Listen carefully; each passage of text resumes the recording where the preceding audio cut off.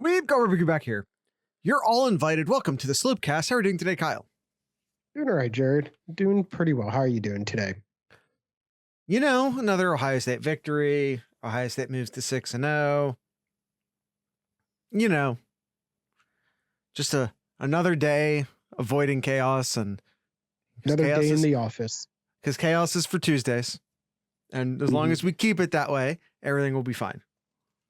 Yeah. Won't talk too much about chaos. We'll cover that in our Tuesday's episode for collegiate chaos, but not as much chaos as it was for week 5, but it was okay. It was okay. Possibly some big chaos during Ohio State's bye week this upcoming week here, but we'll cover that in another episode. But now we're going to cover the Ohio State Michigan State game. So this is the Scarlet and Grade episode where we grade Ohio State's performance over the weekend here. Just a little bit about what we do in this episode. We'll grade each of the positions, the coaching, and hand out some Buckeye leaves at the end of the episode here, and then answer some of your questions as well. I couldn't have said it better myself, Kyle. All right, let's jump right into it. Ohio State 49, Michigan State 20.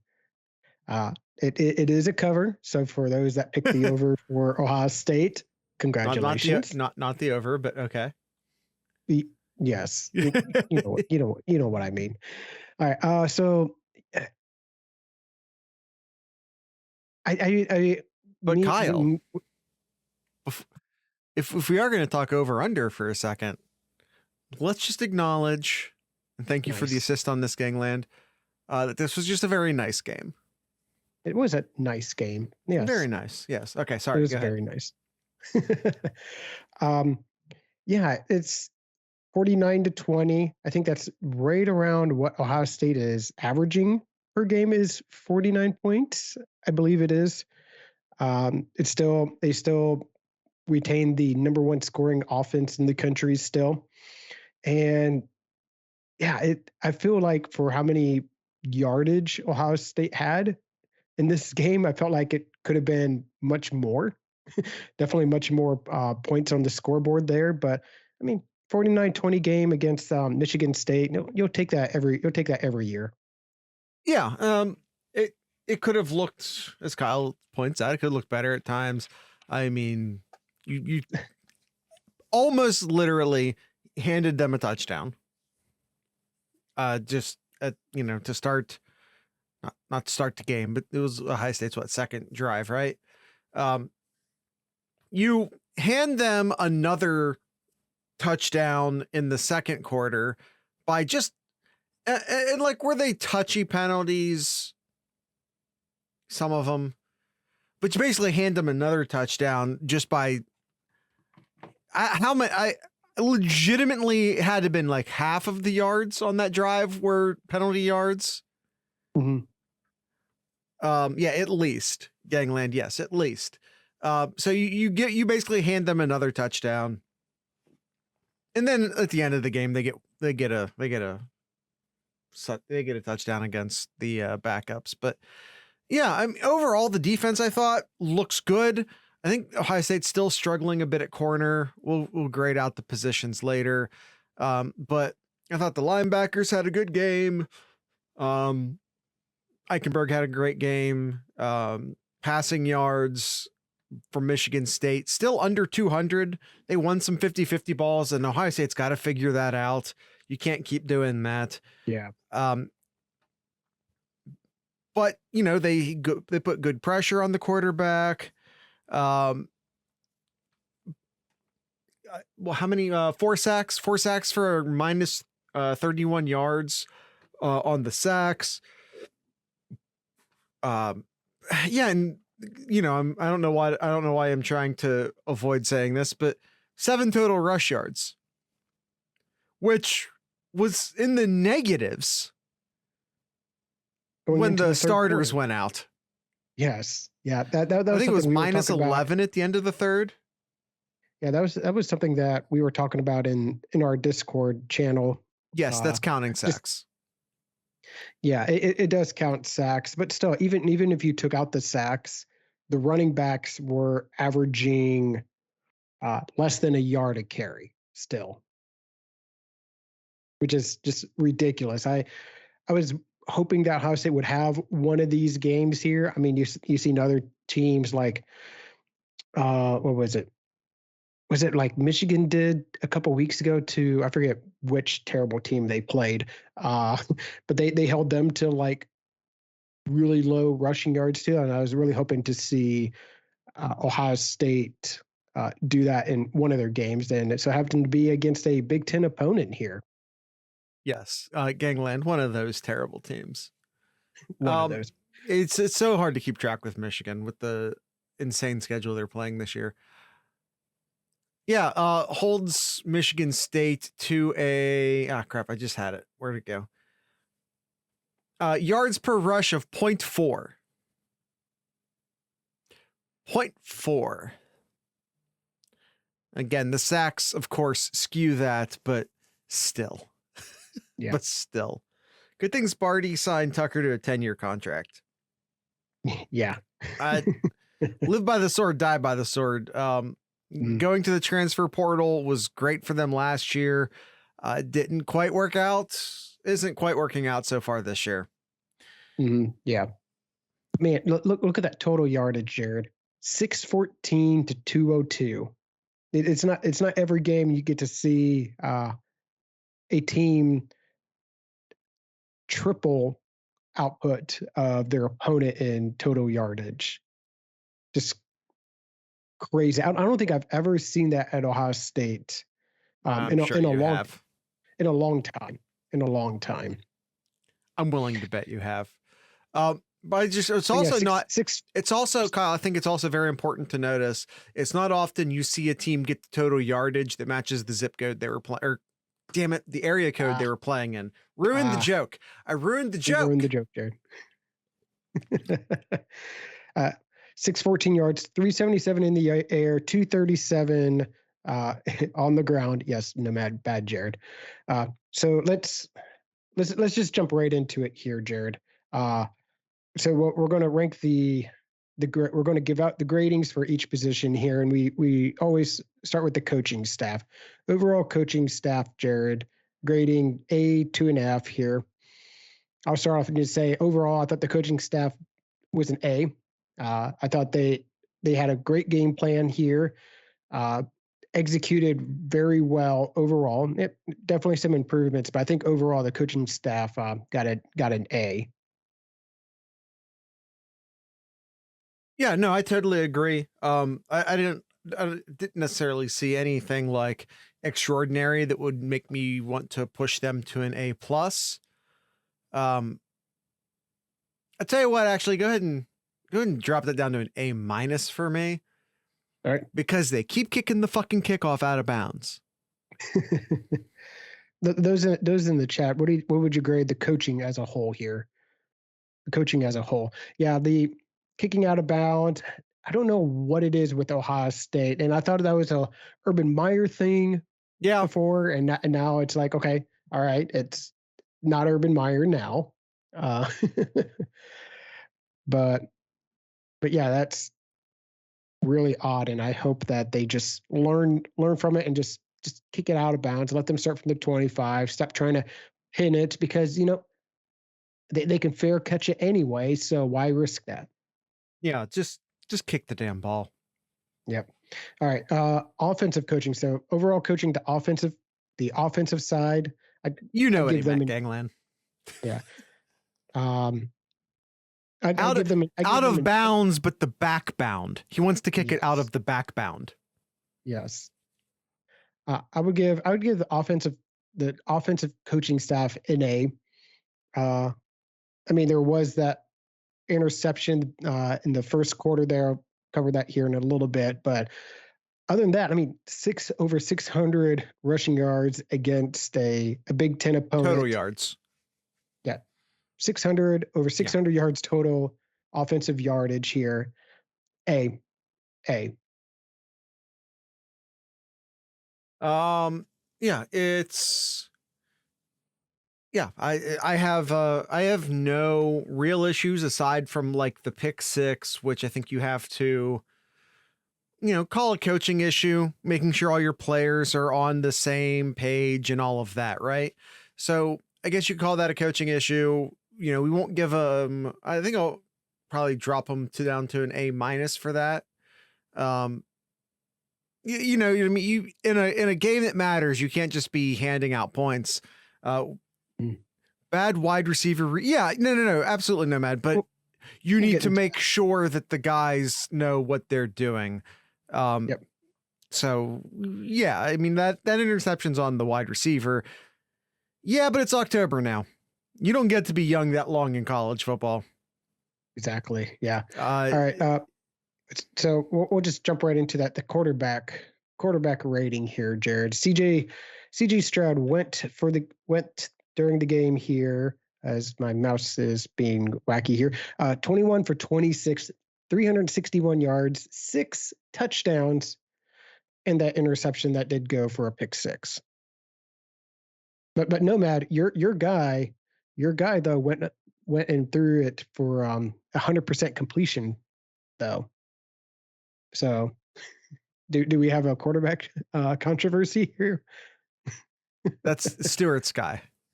Well, it's Nomad's guy too. Yeah, well, yeah, Stewart's not here to pick on, so you get it, Nomad. Yes. Yeah, I thought Stroud had a great game. You make fun of me, I'm going to make fun of you. So, isn't that just what we do here? I thought Stroud had a great game. 5 incompletions, 6 interceptions. When you have more touchdowns than incompletions. Did I say interceptions? You did, Jared. I know what you mean. All right. Why? Yeah, Kyle. I agree. But Kyle, what the hell is wrong with us right now? I don't know. I think it's the chat. I just need to put the chat off to the side here. So yeah, 5 touchdowns, only 5 incompletions. So any day, I'm sober, gangland. I don't know what to tell you. I'm not even drinking a beer right now.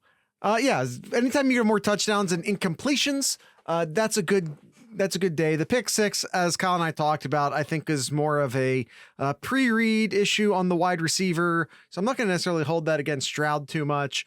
I give him an A plus here. I give him an A just because of that interception, whether it's his fault or the wide receiver. It's between those two. So Stroud has to take some blame into that as well. So instead of the A plus, I just give them an A there. I mean, every other throw that he made there, just superb, just absolutely beautiful throwing by CJ Stroud. And some of them, you got the talent receivers out there. Let them make plays, and he sure did that with Marvin Harrison Jr. here, which we'll go right into that, Jared, the wide receivers then. Yeah. Go ahead. I'd give the wide receivers an A plus here. I do not remember, and I do not remember a drop from the receivers at all, other than the one the one mishap with a just Stroud and Ibuka not on the same page there. Well, Ibuka turned that around right away, like 2 or 3 plays later. Yeah. Sparty had a mishap, and he and Ibuka took that to the house. Yeah, I guess you're right. Yeah, it did lead directly to points. Yeah, which is why I'm gonna do an A minus personally. Okay. If we're just grading Marvin Harrison here, I think maybe you do an A plus. But yeah, you gave away 7 points to the other team, and you can't do that. You got to get your reads down correctly. Yeah, that's fair. All right, offensive line here, A plus. It goes along with the protection that they've been giving CJ Stroud, and them leading the way to rushing 237 yards against Michigan State here. O-line got just an A plus. Yeah, no disagreement. All right. And we'll go right into the running backs. again, 237 yards. Let me get the breakdown here. Henderson, 19 carries for 118 yards, Jared. Is that good? Jared, is a 6.2 yard per average carry. 6.2 yards per carry average. There you go. Yep, I was getting there. And he was, I think at the end of the half, if I'm remembering correctly, had almost a 10-yard average.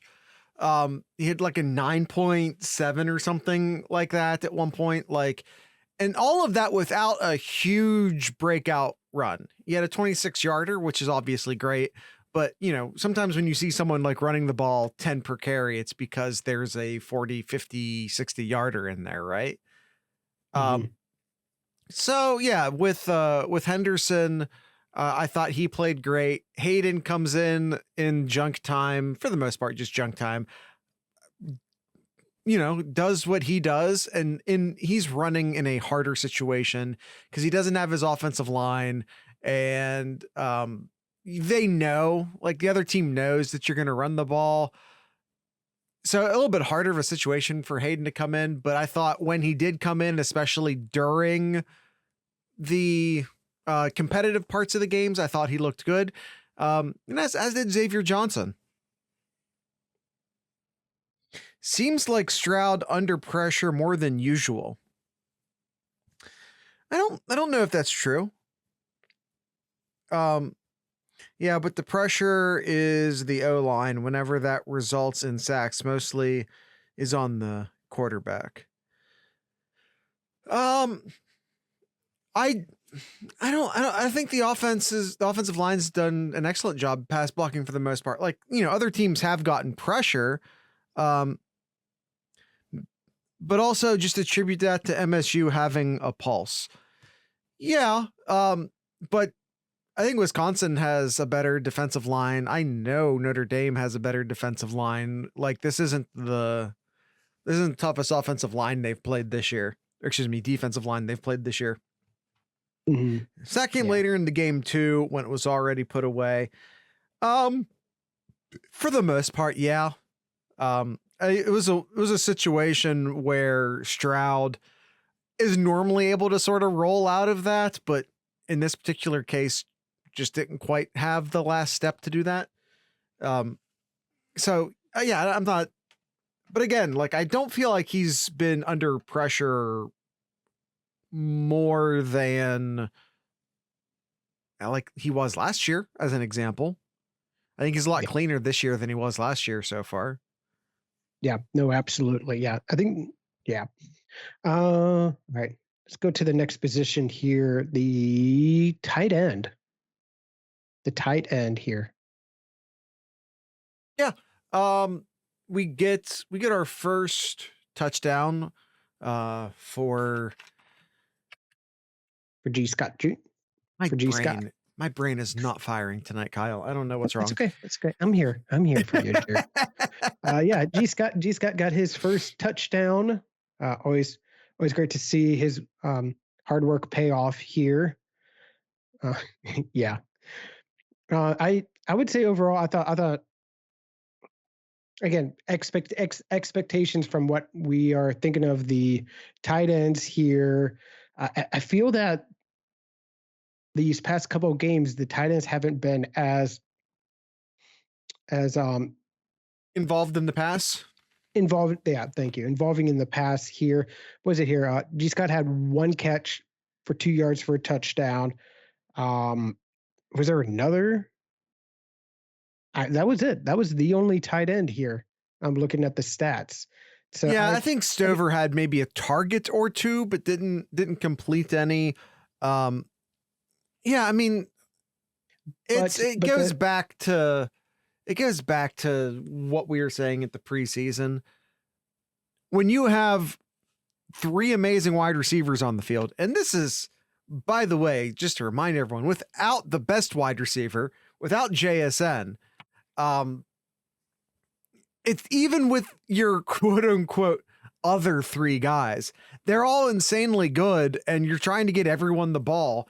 How do you there's going to be games in which someone disappears and it's just because someone else is killing it. Yeah, no, absolutely. Um, yeah, I would give the tight ends an A minus here. Uh, they did very, very well with the run blocking here. And again, expectations from what we saw earlier in the year, that just seem kind of just to dive off now. So I'm hoping to see the tight ends get a little bit more involved in the passing game in the future here. But that's just me being nitpicky, though. Yeah. Ganglin says Stover made catches when he needs to. Yeah. I think as CJ Stroud has gotten more comfortable with his other wide receivers, he's been going back to the other wide receivers a little bit more than he has Stover recently. But we also have to remember the tight ends contribute in the running game as blockers. That's always an important thing to note. But yeah, I think a A minus is fair. Okay. All right. Awesome. All right. Now we move to the defensive side. Defensive coaching. What would you give the defensive coaches in this game? What rating? I thought they played well. I mean, we do have to, I think, hold the coaches accountable for some excessive penalties. I think is something we can, put on the feet of the coaches. I think you do have a situation in which the defense itself only gave up, the starting defense only gave up a touchdown the entire game, holds their rushing to almost negative yards, holds their passing game to under 200 yards. Like, we have to, celebrate what the coaches and the players did here. Absolutely. But just like, I have a hard time giving the defensive coaching staff an A+ with as many penalties as we saw. And with the, I think still struggling a bit at corner as well. Yeah, maybe this is me being too harsh. I mean, I gave an A- for the defensive coaching. Again, you look at the numbers there, just ridiculous. We've already mentioned it a number of times already in this episode already, and held Sparty 3 for 11 on third down. As some more numbers here. Average yards per, or average gain per play at 4.2 yards, very, very low. But kind of go along with what Jared said, a lot of just dumb penalties. And there was times, especially in that first half, and I was one of them too. And I know there's others that was in our Discord chat here that was talking about, like, we are playing way too soft, giving the receivers way too much of a cushion. And they're getting those easy 5-7 yard catches without any kind of pressure put up right up in there. But you saw in the second half, they did change some things defensively, and Sparty just could not move the ball much at all in that second half when the first team was on. Yeah. Gangland says, I think part of it was looking ahead to the bye. Then he says, 5 high shell, and we've run a lot of C1 and C0 this year. Yeah. I think that's all of that is going to lead to the corners playing back a bit more. Yeah, I'll get to that one, Nomad, here when we get to the corners here. But defensive ends is the next position here. This is the first game in quite a while we saw the defensive ends. I mean, they've always caused a lot of pressure to the quarterback, was very disruptive, but we saw them actually like getting their hands on the quarterback now and getting their stats in here.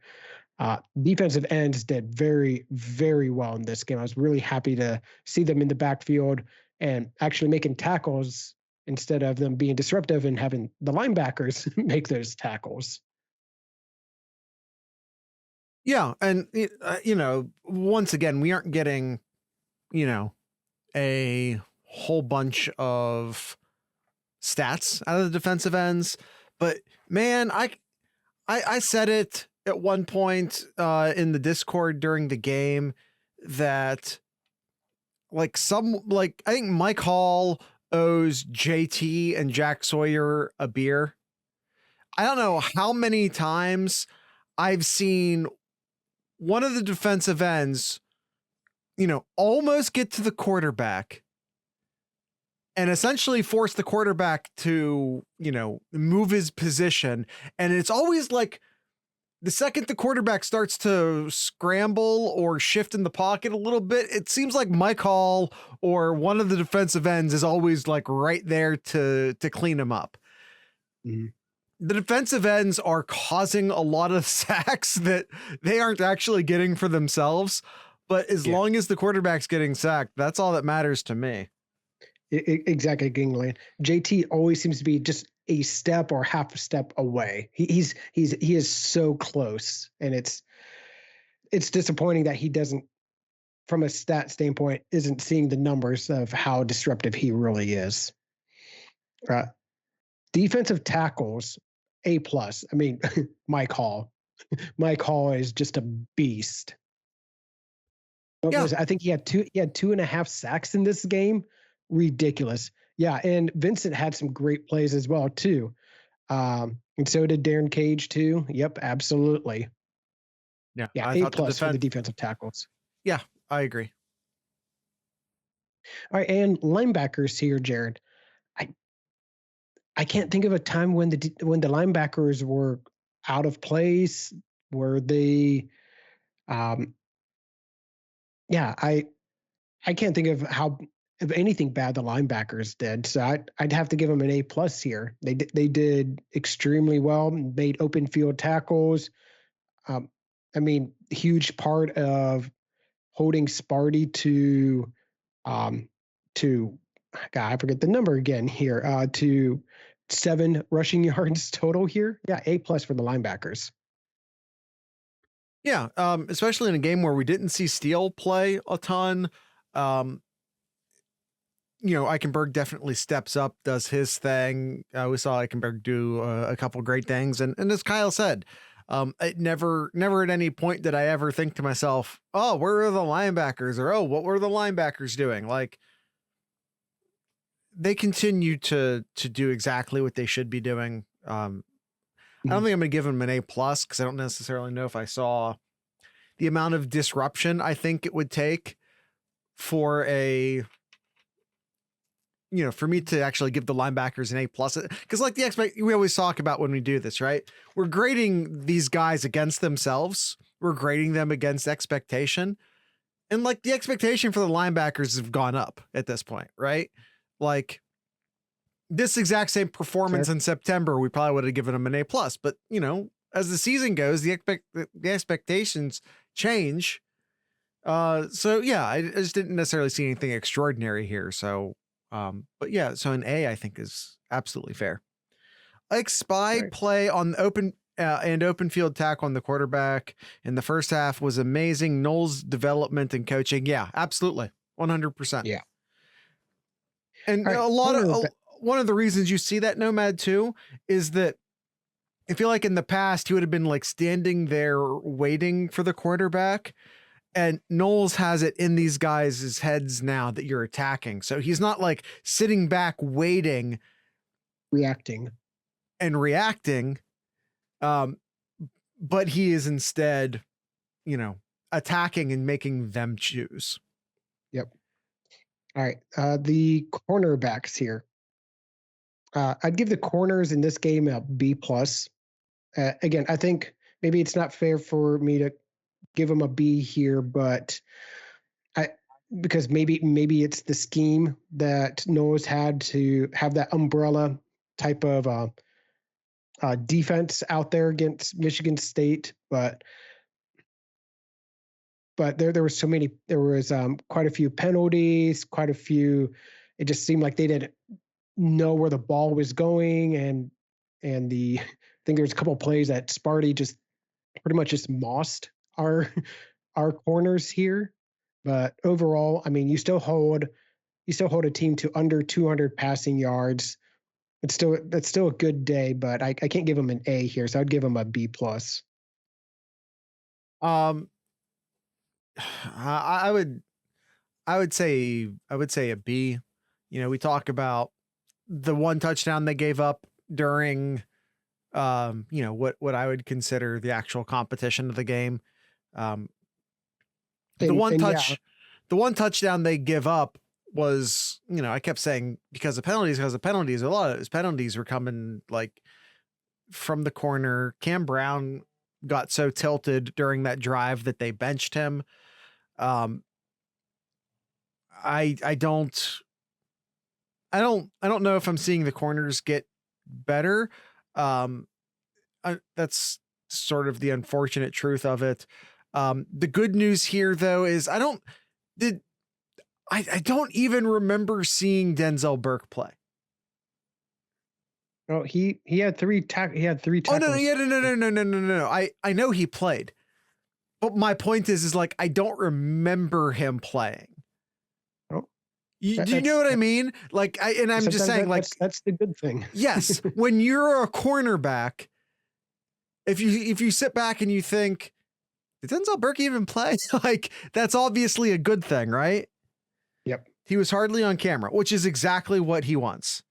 Exactly. I think the young corners have played better when they get to the run. Yeah, I think so. I think it's a smaller sample size. That is also true. Yeah, but yeah, Cam Brown had a couple bad series. Denzel Burke, like I said, we just kind of didn't even notice in this game, which is exactly what you want. So I'm not going to totally trash the corners because the young guys who came in, I thought played well. Cam Brown had a couple bad series, and you know that sort of taints it. But I, and again, because our expectations change, and we kind of know that the corners and the corner performance is like the weak spot on this defense right now, that again, maybe our expectations should go down a bit too, which is why I feel good, like in a B+ area, maybe even an A-. Okay. All right, and the safeties here. Safeties did just a tremendous job, kind of like the corners. Didn't hear too much of them. McAllister had a good game. Hickman had a good game. Yeah, overall the safeties had a really good game. A solid day for me. Yeah, I agree. Yeah, I agree. That's it. I thought they played, you know, as well as you needed them to play.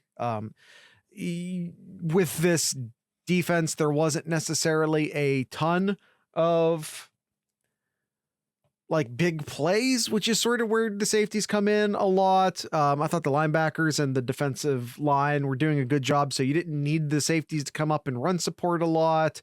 I thought Proctor made a couple good plays. I think Hickman made a couple good plays. Ransom got the interception.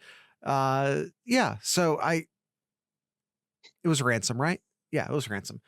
Gets the interception. I thought the safeties played well. I'll give him an A. All right, and special teams, Jared.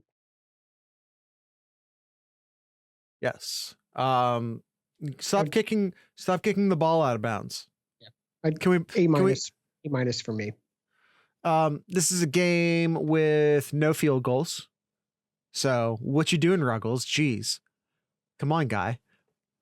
Not a lot of punting. So I'm kind of forced to take my issue with the kickoffs here. And make it an even bigger issue because like what else did the special teams do this game? And like I gotta give them like, because there were even instances where they would kick it and the Michigan State guy would catch it, and even then they would get good returns. I don't like where the kickoff coverage and kickoffs are at right now. And it was basically all the special teams did all game. I give them like a C. All right.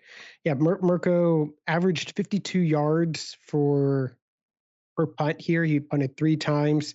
None of them, this first time I think all year that he hasn't had a punt that went landed inside the 20-yard line. And I know there was kind of a little stat that I think even we mentioned too. I know some other places mentioned it too. First yardage on a punt return all year for the against the Buckeyes. But yeah, got to stop kicking it out of bounds on kickoffs here. So I mean, everything else special teams did was fine. So yeah, I think A- is fair. I think C is too harsh in my opinion, Jared. But what else did the special team didn't even do anything other than kick off? All right, and time for our Buckeye leaves, Jared. So we're going to give a Buckeye leaf for offensive side, defensive side, and we'll just call it a wild card here. So the chat here for their offense looks like Nomad says Stroud for the offense and Hall for the defense. I like, I'm sorry to give away the game so quickly, but I agree.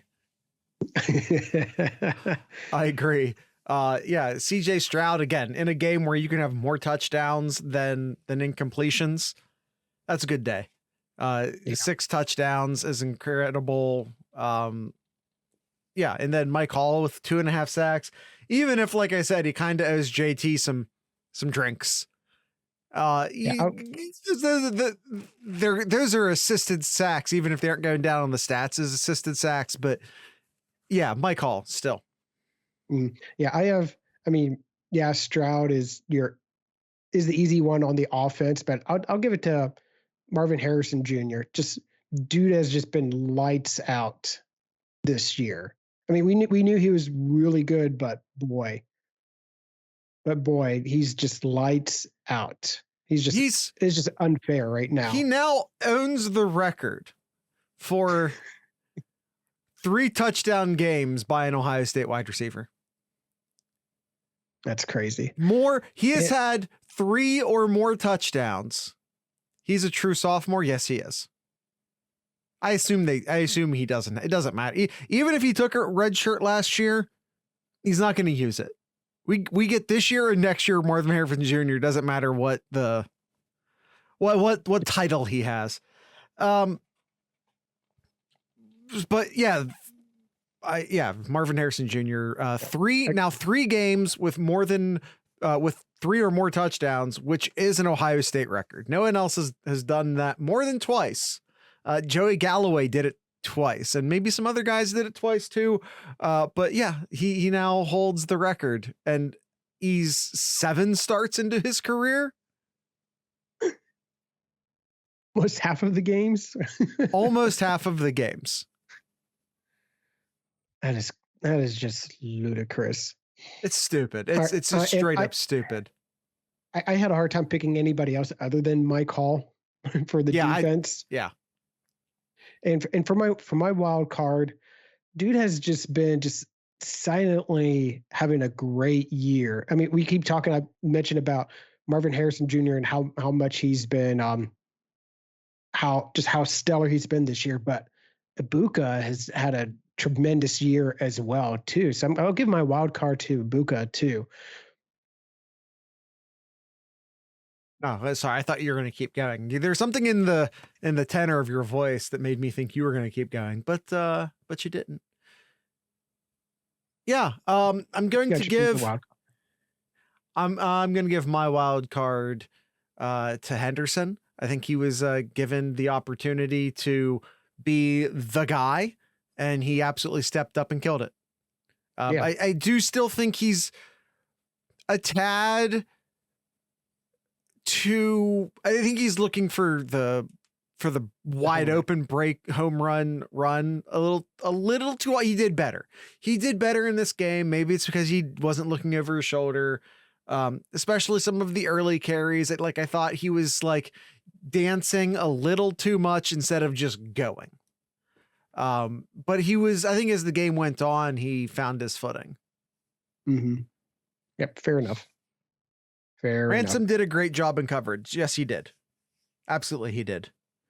42% of the time he scores 3 touchdowns every time. It's ridiculous. All right. if a stat like that could somehow, even if it falls to like 25%, that is like t-shirt worthy by the end of the year. Yeah. All right. It's time for some questions from our fellow sloop cats in our Discord here. All right. So we'll start off here, and Nomad always has.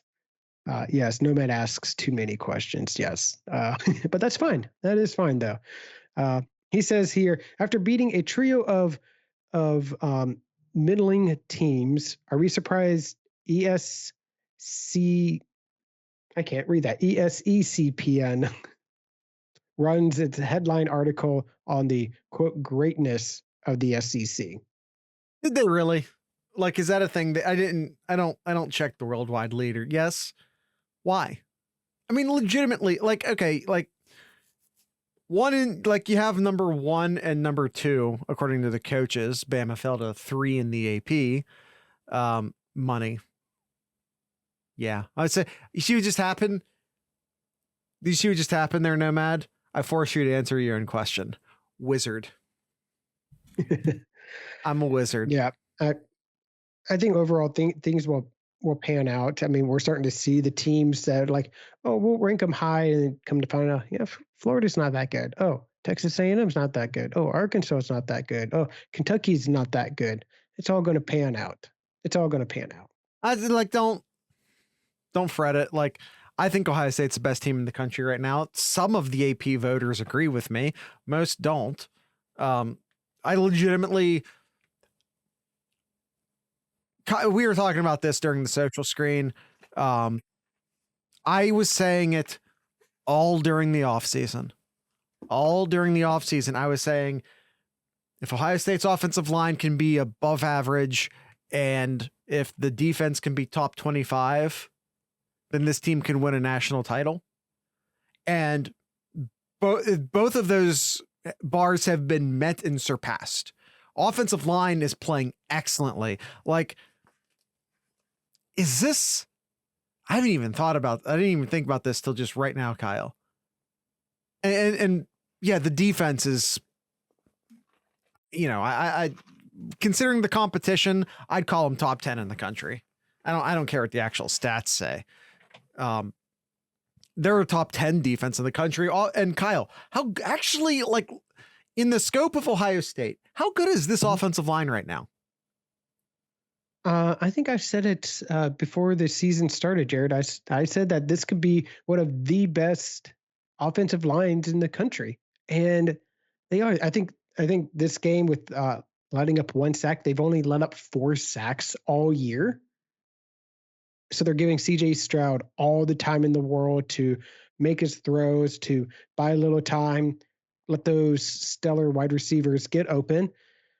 And then you're paving the way for the running backs here, Chop and Trey Hundo, running free here, getting the barrel. It's not happening that often where they're getting hit in the backfield. Yeah, it happened a little bit more in this game here, but overall, it's just crazy how great this offensive line is. And Nomad, you're saying we never talk about O-line being legit. Yeah, we said in every Scarlet and grade, and I think almost every time it's been an A+ or an A grading. So, yeah, there have been like some false start issues, but they're humans. That happens.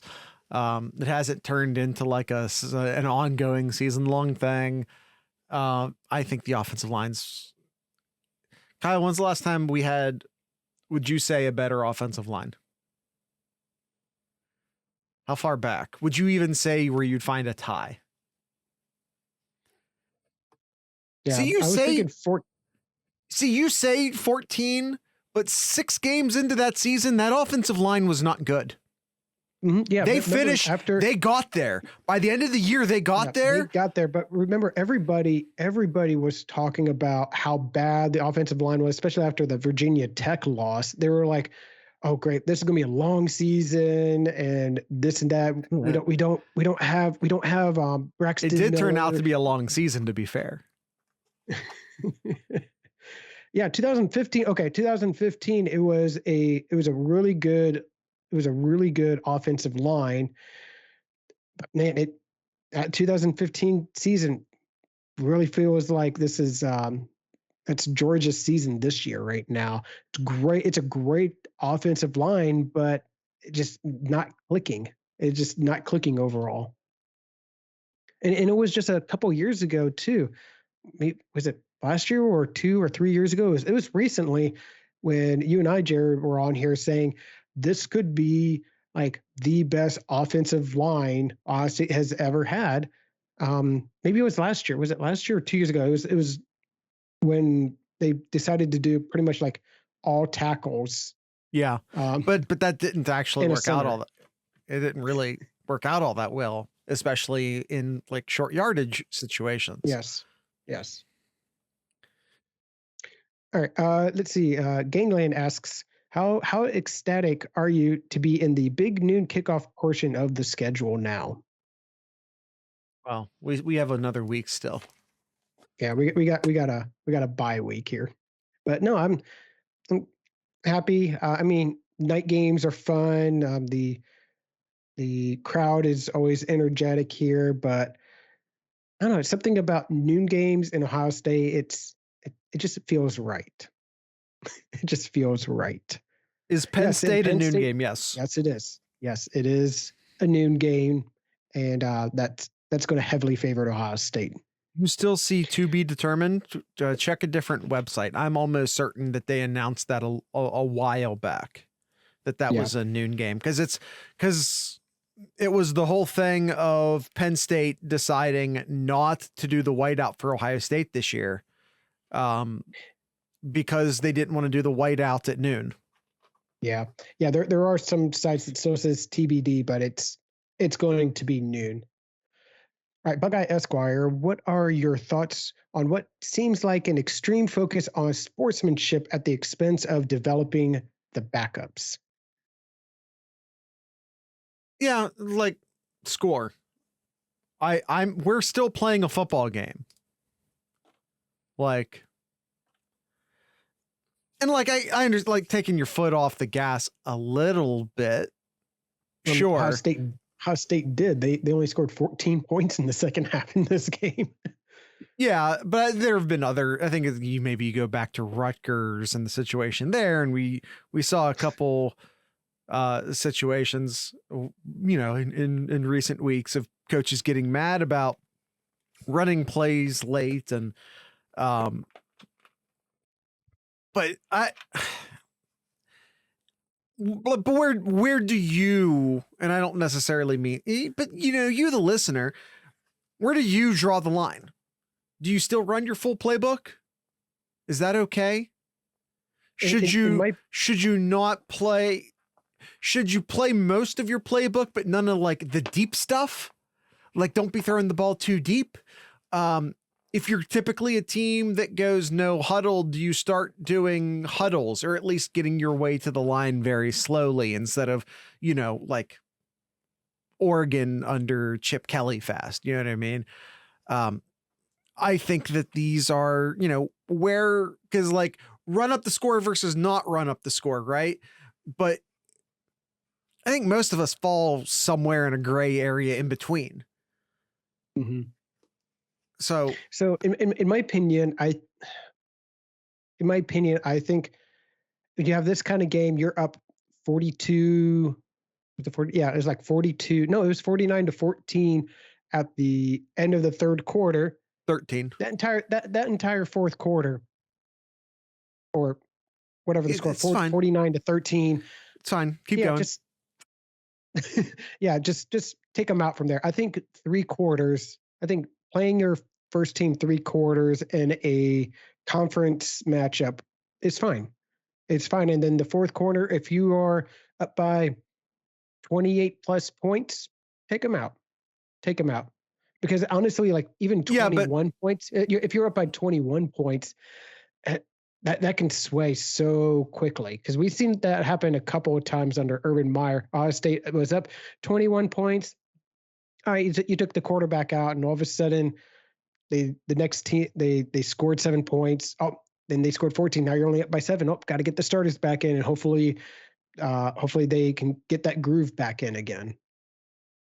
I don't remember that happening more than once personally, but my memory is dog shit. So I had a nightmare last night that Michigan State came back after Stroud went out. Well, that just means you're an Ohio State fan. Yeah.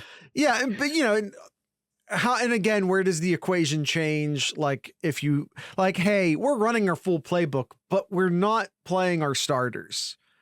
I personally think that's totally acceptable. Like maybe you shouldn't be running a hurry up.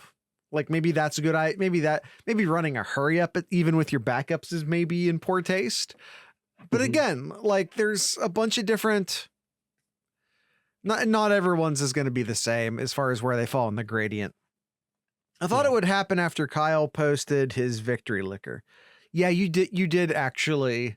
You were giving crap Kyle for pouring victory liquor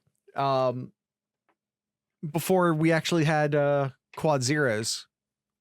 Kyle's a brave man, though. He's watched his fair share of football. I have. All right. Gangland here asked, are practice reps against the first team defense more valuable than going up against Sparty? It's a good question. Against Sparty? Yes. Yes. All right. Buckeye Esquire has a few questions here, and we'll end this episode here. Who is and I like this question, Buckeye Esquire. Who is a player that has not made a large statistical impact thus far that you think will break out or have a meaningful impact in the back half of the year? Statistically, I got to give it to JT. Yeah. I got to give it to JT Tuimoloau. And Sawyer and like all the defensive ends, throw, all the defensive ends into that. None of them are showing up statistically, but are all playing exceptionally well. Yeah. But if I'm going to go with one person, I'll go with JT Tuimoloau. I think he's going to have just a breakout. And I feel, and even some of you mentioned it in the chat here in this episode, he's a half step away from getting that tackle, getting that sack. And I feel like he's going to get there soon. It's going to happen. Yeah. And, I'm going to try and go, because we've talked about how the defensive ends are playing well and all that, right? But I'm going to go maybe more at the spirit of the question and say Denzel Burke. He's not had a good start to the year. But I totally still believe in him and him figuring out what has gone wrong. I thought had a good game against Sparty. But I still have the utmost faith in him and that, they're going to figure it out and he's going to have an excellent back half of the season. Fair enough. Once teams need to start running more complicated passing concepts, you have to have a good quarterback to do that, though. Yeah. We aren't playing a ton of zone to hide the looks. Yeah, that's probably fair.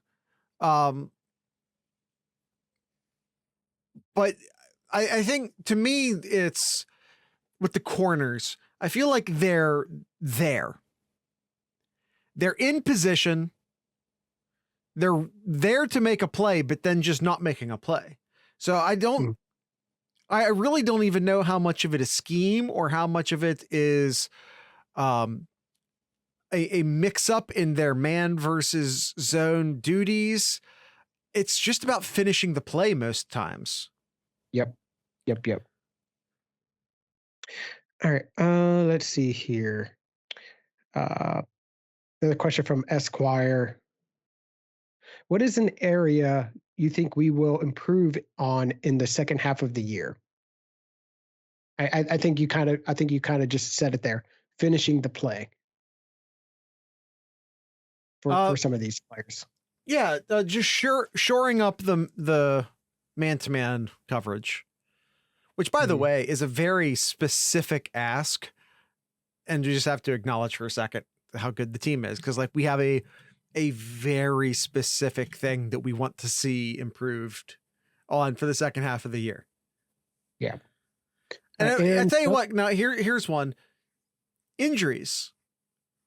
I feel like the team has been very injury prone this year, and I don't know if like. Yeah, I'm glad you brought that up, Jared, because that was something I actually wrote in my notes I forgot to really mention about. Yeah, the injuries have been piling up, but honestly, like, and we noticed this after the Notre Dame game, just how deep Ohio State really is, and pretty much almost every position here. And Ohio State hasn't missed a step. Jason goes down. Marvin Harrison Jr. stepped up, and now he has like a bajillion touchdowns already this year. The running back, we lost a running back for the year, our second or third string running back, and then Henderson's out, and then Williams is out a game here. And they go on without a beat too. It's just crazy how deep this team is, and how fortunate Ohio State is developing these players to the point where it's just next man up here. Yeah. Spike says it's been a socially acceptable method of getting time for our reserves. I think there's something to that. I think there is something to, I mean, it's not even think. Ryan Day said it last week. He said Hancock could probably go, but they're just going to let him rest till after the bye week. Yep. Yeah. We're going to see how healthy this team is after their bye week here. I mean, I expect to see a lot of these players back in here. Now there's a couple that's kind of rumored about not playing for a little bit longer, but I mean, we'll see when that time comes. But yeah, we're halfway already through the regular season for the Buckeyes here, and got to get healthy and ready for that second half here. Yeah, Gangland also said, I don't think they are severe injuries. Most of them have not been. So it isn't anything to panic about. Yeah. And by the way, if there's people out there who are still worried about, like, you know, JSN packing it up for the season, stop. This is like a very persistent rumor that is floating around the internet right now. It's okay. That's not what's happening. Everything's fine. Unless JSN re-injures himself somehow, he's going to be fine. He's going to be back. He's going to be playing. This whole he's planning on shutting it down for the season thing, it's not real. So it's okay. Yep. All right. And the last question here, Jared, and we'll wrap it up here. Duncan says, Jared, you said you were glad we got Notre Dame early and were concerned about them for the game next year more than this year. Has your preseason opinion changed? Early concerned they were them for the game next year than this year. Has your preseason opinion changed? It'll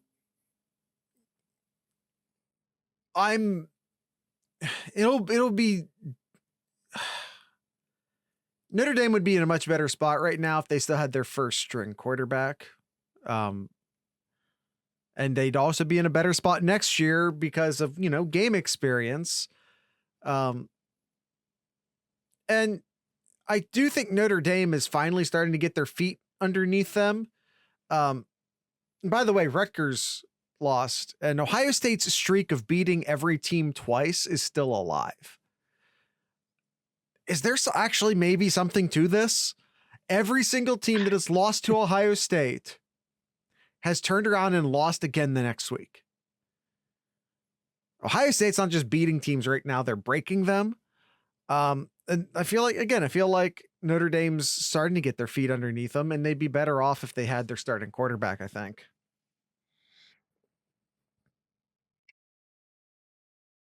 I got to look here. Oh, Gangland, you were correct. Utah did Yeah. lose their season opener. That's exactly what I was looking at. So that's 7 in a row here. So what was last year? So Ohio State, and they beat Michigan State before they lost to Michigan. So what was Sparty?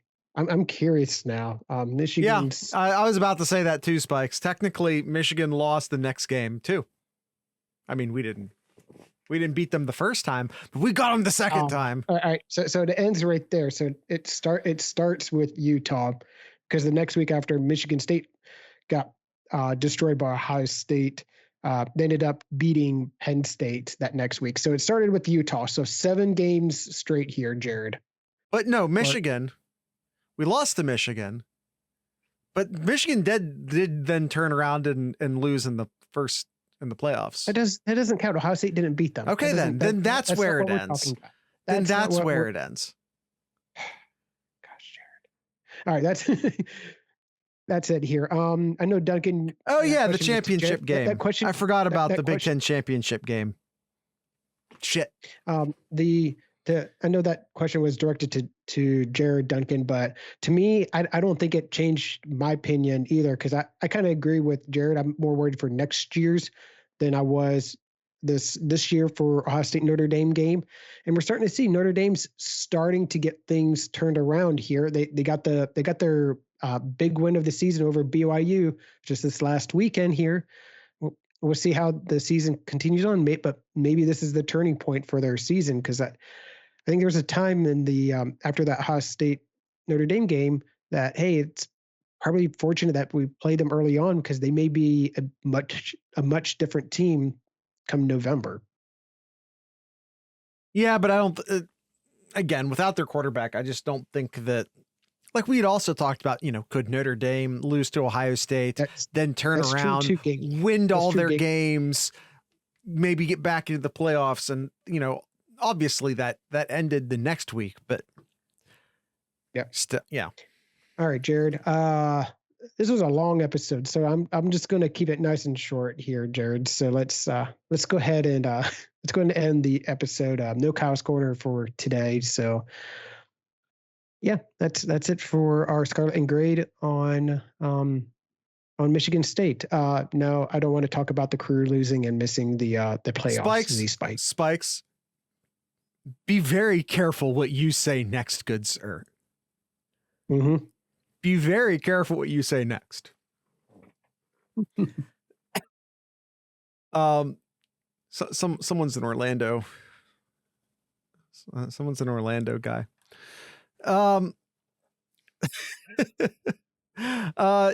Tonight's, I guess, Kyle, fast forward, it's all the way to the end. So I guess I'm going to let you know that tonight's ending music will be brought to you by a band called Portage. And with all that being said, I'd like to, what do I do? I'd like to tell everyone to drink local beer, listen to local music, and of course, support your local podcasters. Once again, this is Portage.